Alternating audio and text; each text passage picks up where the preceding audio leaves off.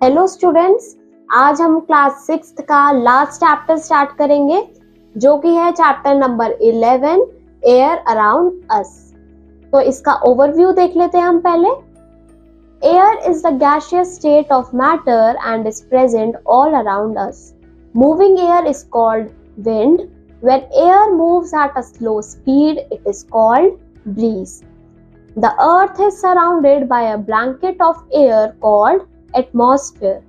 It extends up to 800 km above the earth's surface. तो बच्चों, जो एयर होती है वो एक गैसियस स्टेट ऑफ मैटर होती है और ये हमारे आसपास हर जगह पे प्रेजेंट होती है। मूविंग एयर को हम क्या कहते हैं? विंड कहते हैं। और जब एयर स्लो स्पीड से मूव करती है उसको हम ब्रीज कहते हैं। जो हमारी अर्थ होती है वो एक एयर की ब्लैंकेट से कवर होती है जिसको हम एटमॉस्फेयर कहते हैं और ये लगभग 800 किलोमीटर तक एक्सटेंड होती है। अब यहाँ पे लेट गेट स्टार्टेड है, इसे एक बार खुद से रीड करना। पहला टॉपिक आता है एटमॉस्फेयर। एटमॉस्फेयर क्या होता है? ये 5 मेजर लेयर्स में डिवाइडेड होता है।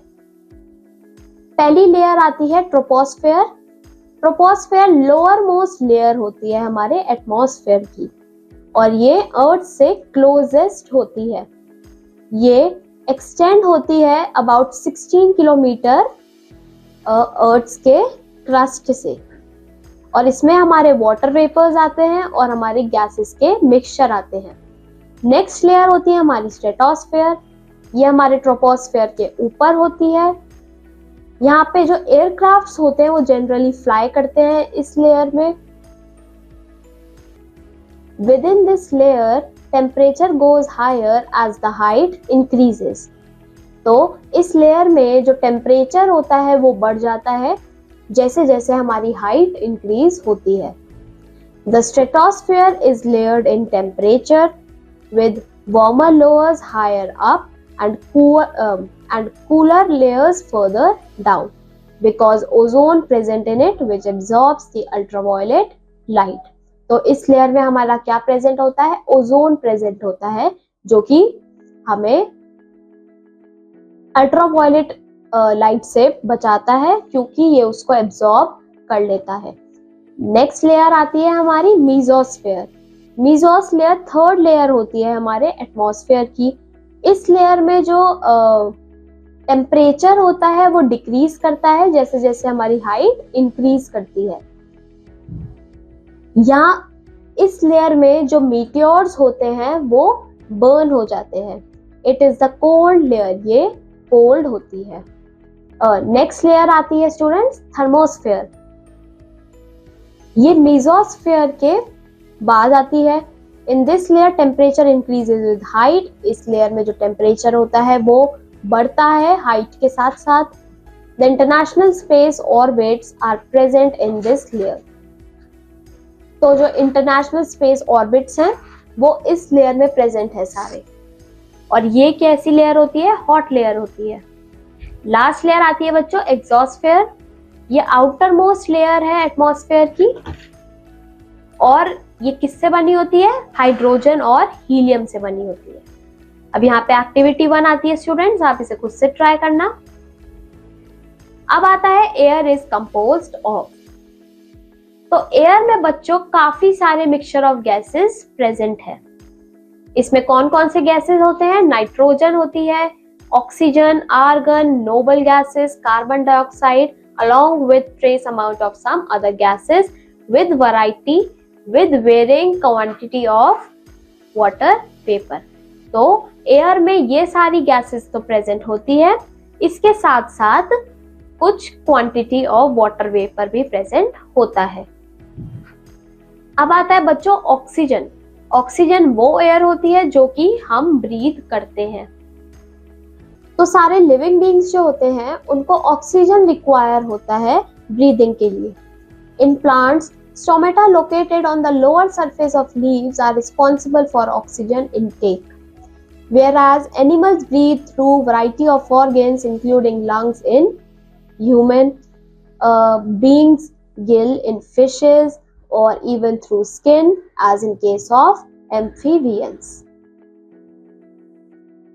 तो एनिमल्स जो होते हैं वो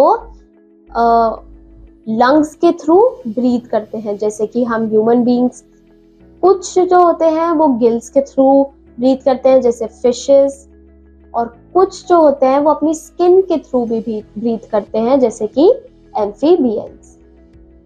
ग्लूकोज एक प्राइमरी रिक्वायरमेंट है हमारी डाइट में, और जो ग्लूकोज होता है वो ब्रोकन डाउन होता है एनर्जी ऑब्टेन करने के लिए।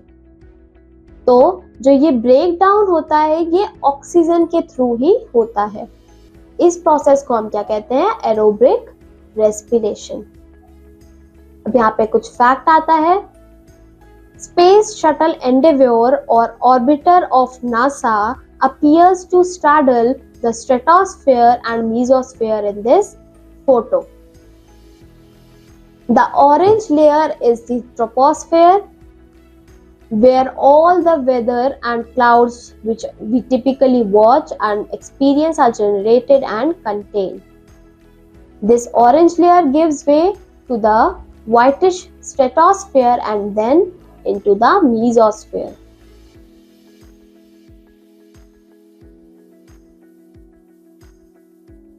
अब आता है नाइट्रोजन। नाइट्रोजन जो है सबसे ज्यादा अबंडेंट गैस है अर्थ के एटमॉस्फेयर। नाइट्रोजन जो है ये सबसे ज्यादा अबंडेंट गैस है अर्थ के एटमॉस्फेयर में, मतलब ये सबसे ज्यादा प्रेजेंट है हमारे एटमॉस्फेयर में। नाइट्रोजन जो है एक एसेंशियल कंपोनेंट है प्रोटीन का। Nitrogen is fixed from air by means of nitrogen cycle. अब आता है कार्बन डाइऑक्साइड। जो एयर हम ब्रीथ करते हैं, जो एयर हम ब्रीथ आउट करते हैं, वो क्या होती है? कार्बन डाइऑक्साइड होती है।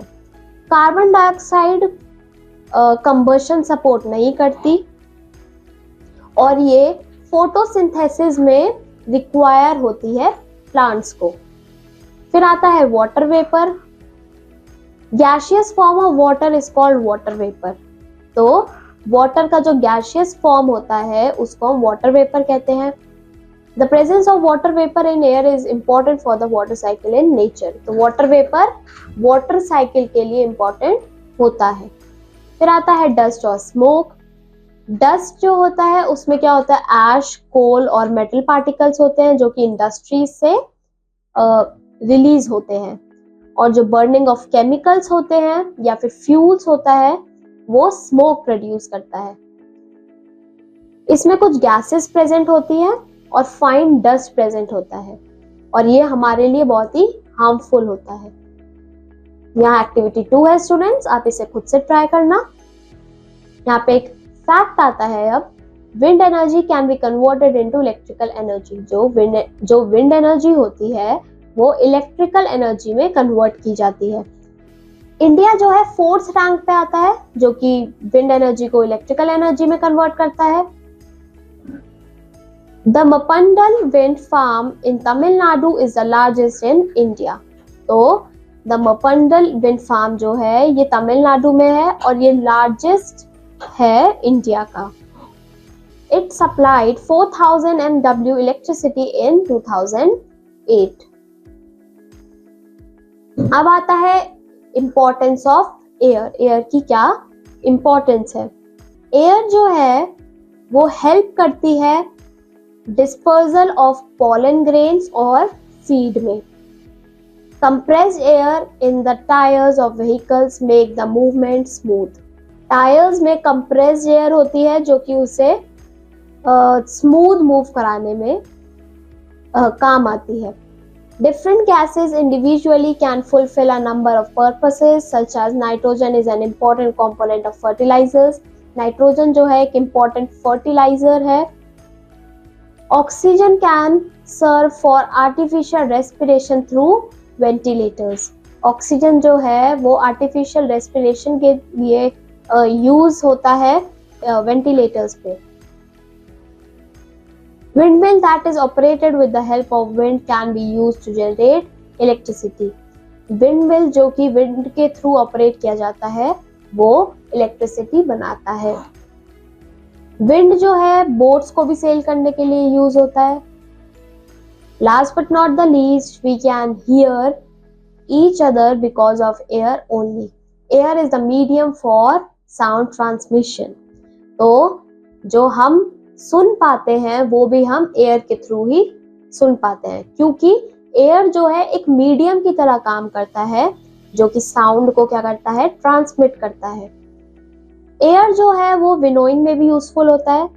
विनोइंग एक एंशिएंट एग्रीकल्चरल टेक्निक है जो कि ग्रेन को शाफ्ट से रिमूव करते हैं।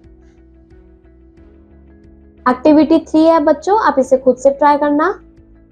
अब आता है air pollution. Addition of substances to the air either naturally or artificially in quality or quantity that is harmful to living organisms is called pollution. तो जब एयर में कुछ सब्सटेंसेस ऐड हो जाते हैं जो कि हमारे लिए हार्मफुल होते हैं ब्रीथ करने में, तो उसको क्या बोला जाता है, एयर पॉल्यूशन। तो जो सब्सटेंसेस ऐड होते हैं उनको बोलते हैं पॉल्यूटेंट्स। कुछ एग्जांपल हो गए जैसे कि व्हीक्यूलर एमिशन, जो हमारे व्हीकल से निकलने वाले जो कुछ सब्सटेंसेस होते हैं वो भी पॉल्यूटेंट्स होते हैं। Fine particles of cement, cement का जो छोटे छोटे पार्टिकल्स होते हैं वो भी पॉल्यूटेंट्स होते हैं, या फिर कोल हो गया और मेटल्स हो गया। Effects include various respiratory disorders. तो एयर पॉल्यूशन की वजह से हमें रेस्पिरेटरी डिसऑर्डर्स भी हो सकते हैं। A very pronounced effect is acid rain. Acid rain भी एयर पॉल्यूशन की वजह से होती है। It falls of when sulphur dioxide combines with water vapour in the atmosphere. तो एसिड रेन क्यों होती है? जब सल्फर डाइऑक्साइड वाटर वेपर के साथ कंबाइन करता है एटमॉस्फेयर में। अब यहाँ पे बच्चों चैप्टर की समरी आ जाती है, आप इसे रीड करना, इससे आपका जो चैप्टर है पूरा रिवाइज हो जाएगा। और अब मैं आपको मिलूंगी नेक्स्ट क्लास में। Till then keep learning.